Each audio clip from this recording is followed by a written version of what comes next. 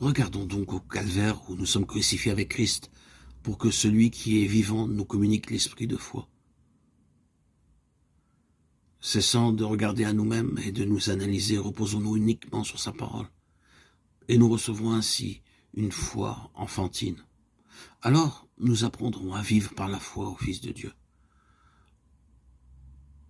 Je demeurerai en vous, tandis que Christ en lui est révélé ou racheté, l'Esprit de Dieu le guide et le fortifie avec puissance, de sorte qu'il peut saisir avec tous les saints la largeur, la longueur, la hauteur et la profondeur de cet amour, dont la manifestation suprême fut la croix du calvaire, fortifié pour saisir.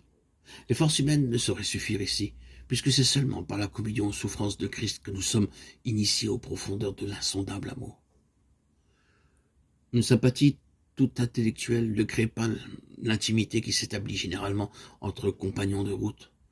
Vous boirez en vérité de la coupe que je dois boire, dit Jésus à ses disciples, mais être rendu fort pour saisir un peu de cet amour qui conduisit le Christ au calvaire n'est pas tout.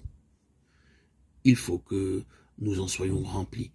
Et si nous demandons à l'apôtre dans quelle mesure, il nous répond jusqu'en la mesure de la plénitude de Dieu.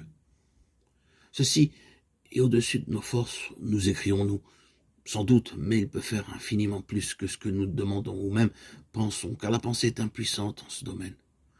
Or, à celui qui, selon la puissance qui déploie en nous son efficace, peut faire bien plus que nous demandons, Éphésiens 3:20. Selon la puissance qui déploie en nous son efficace, il ne s'agit plus de nos forces. Par cette puissance, nous pouvons être remplis de l'amour de Christ, jusqu'en la plénitude de Dieu.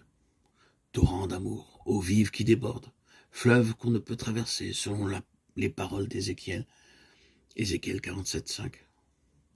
Peut-être quelques enfants de Dieu s'écriera-t-il, « Oh, si je connaissais cette vie bénie où l'amour de Christ me presse et me porte. » Si tu ne la connais pas encore, si tu n'as pas encore expérimenté la délivrance du calvaire, ne serait-ce pas que tu regardes à toi-même au lieu de te confier en l'Esprit de Dieu?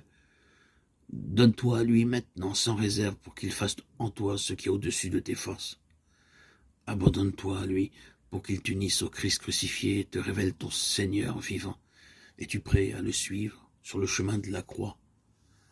Quoi qu'il puisse t'en coûter, es-tu prêt à le laisser disposer de ta vie? Veux-tu recevoir le message de la foi? Alors, regardant celui qui est mort, crois la parole de Dieu, crois que tu es mort avec Christ.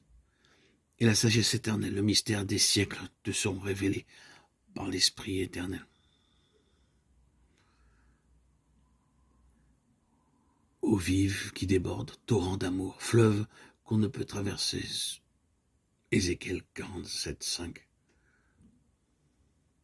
Il ne s'agit ici plus de nos forces, mais de cette puissance d'amour de Christ qui nous remplit jusqu'en la plénitude de Dieu.